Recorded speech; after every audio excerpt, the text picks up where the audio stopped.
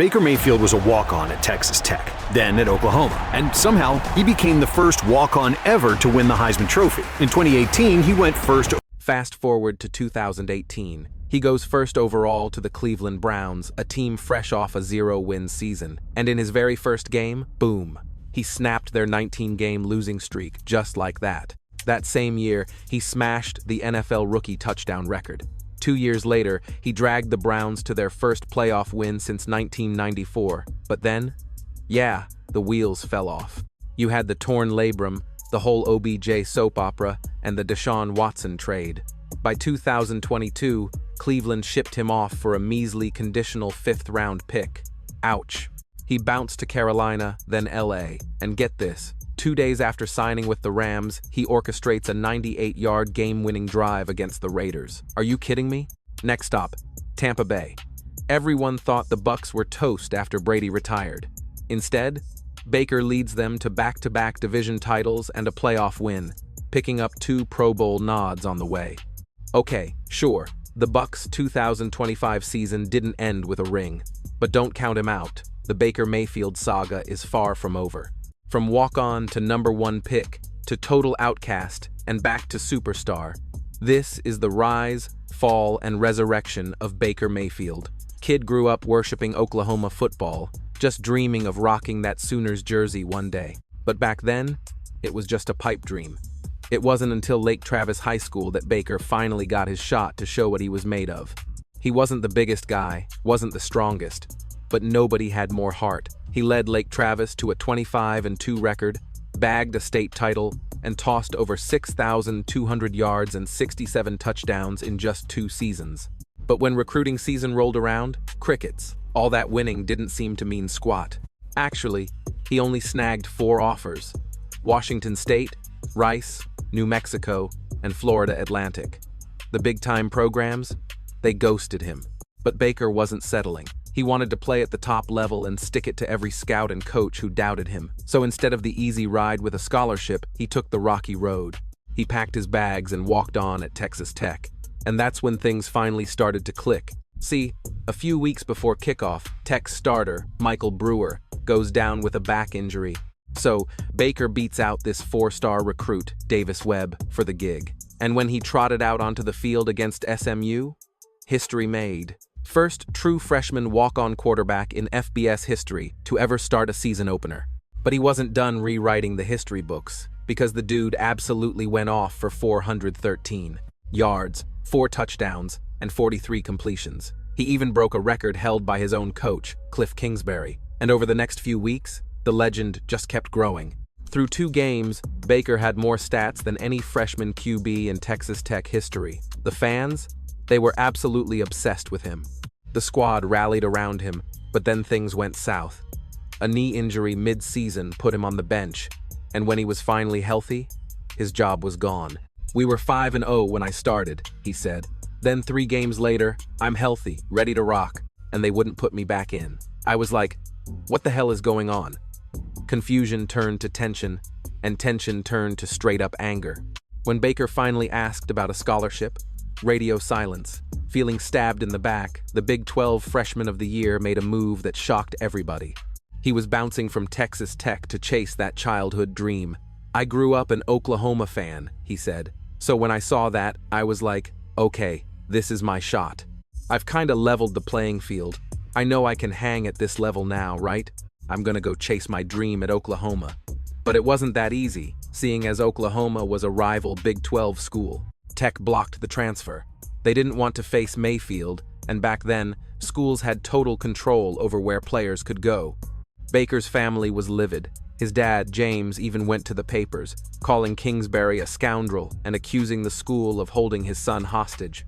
So Baker had to sit out a whole year and lose a season of eligibility.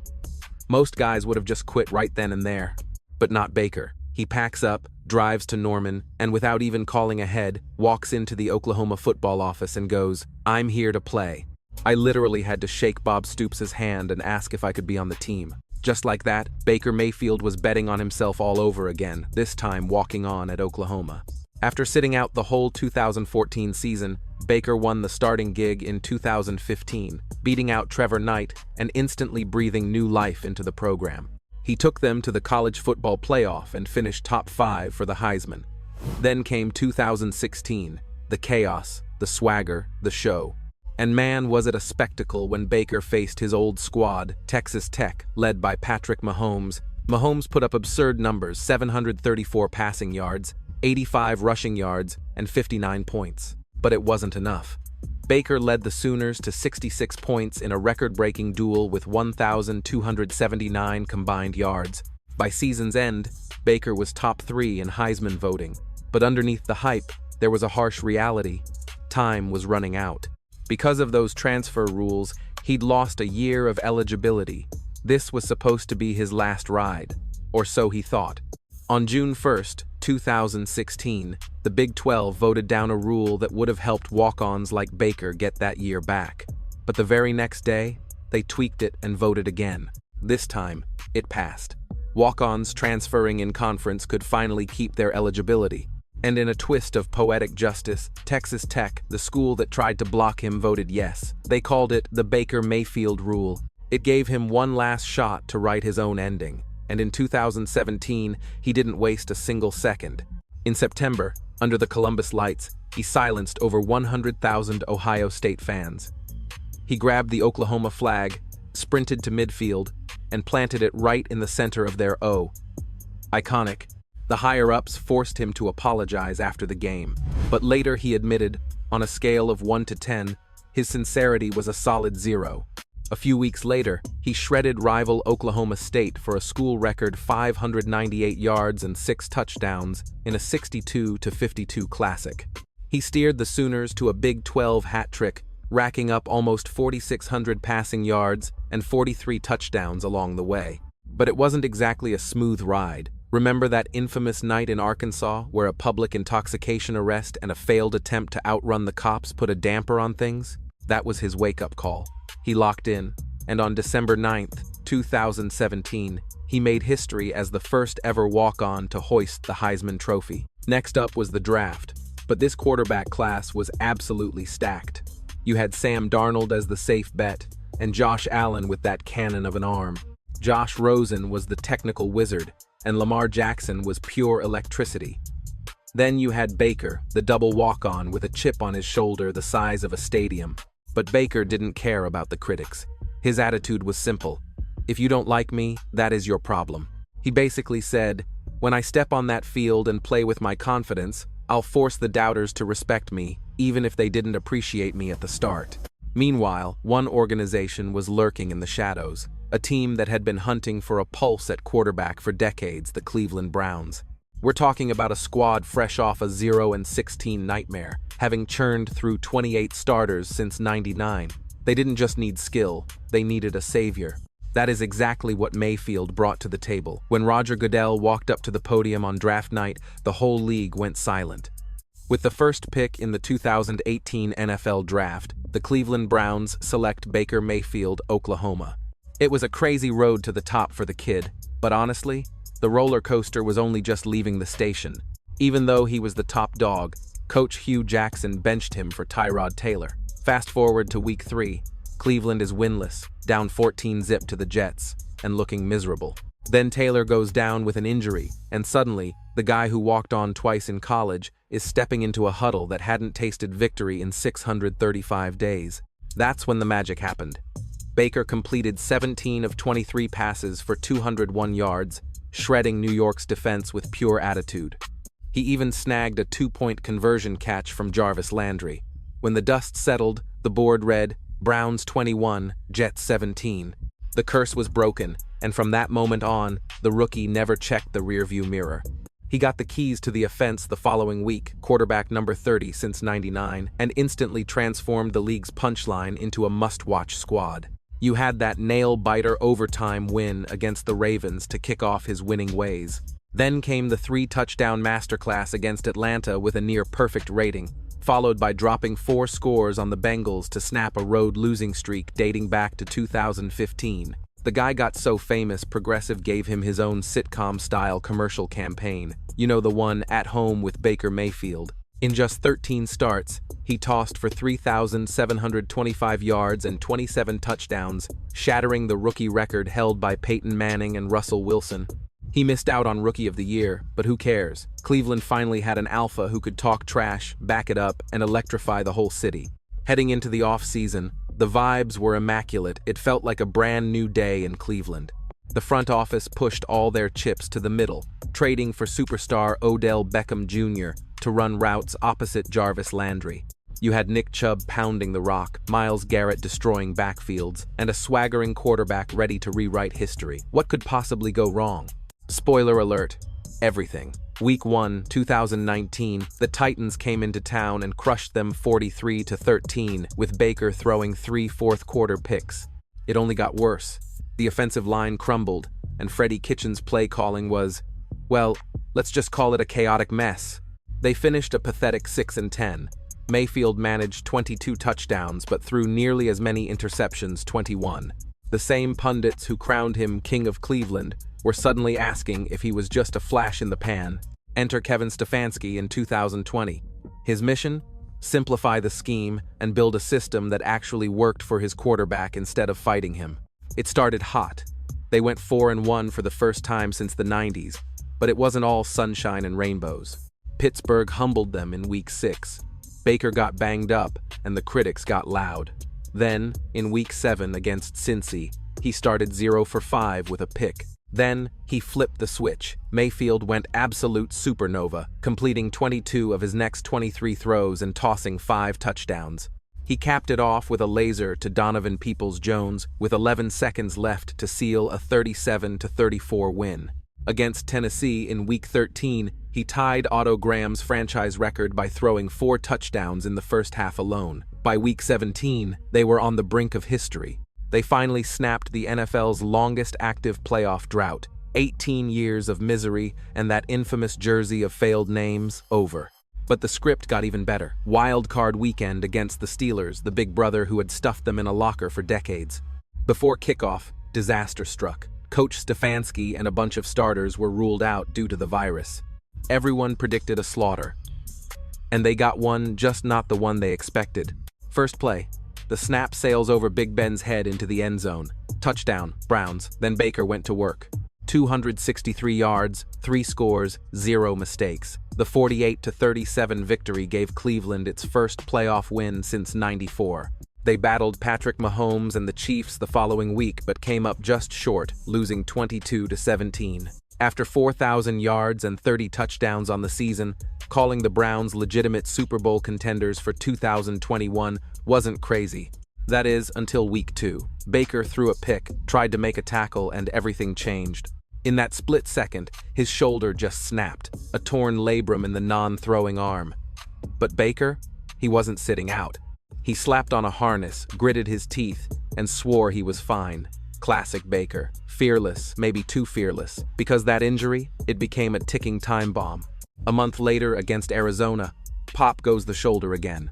This time, the angle was brutal. Fractured bone, total structural failure. Between the torn labrum and the break, his left arm was basically dead weight. Then came the dagger.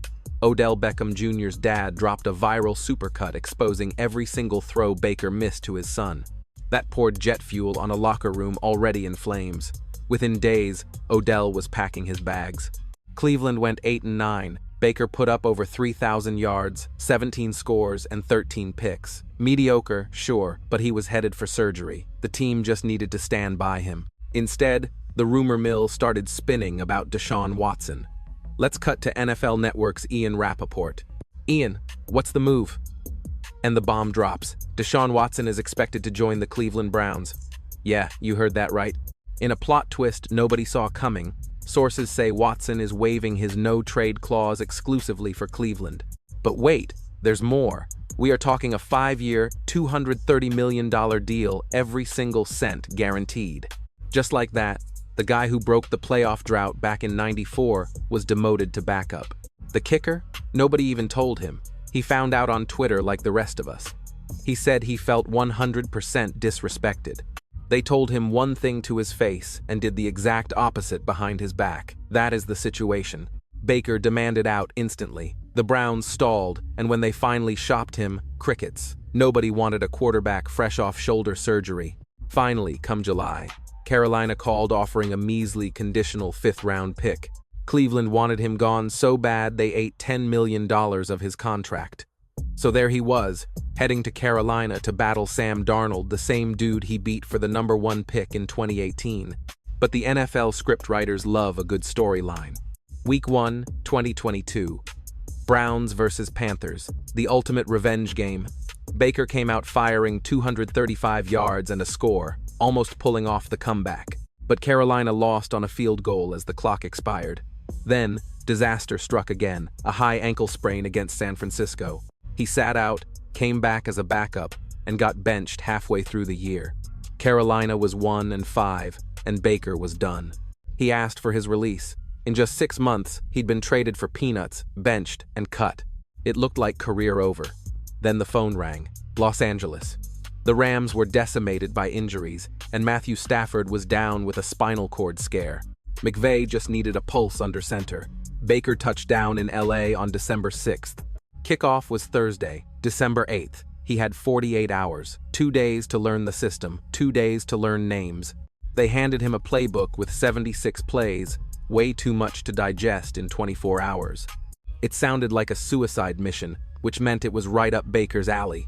Against Vegas, he started on the pine. McVay threw him in after one series. Down 16-3 in the fourth, Baker flipped the switch. No timeouts, 98 yards of green grass ahead of him. Time for magic. Mayfield deep down the sideline. 2nd and 10. Mayfield to the end zone. Jefferson, are you kidding me?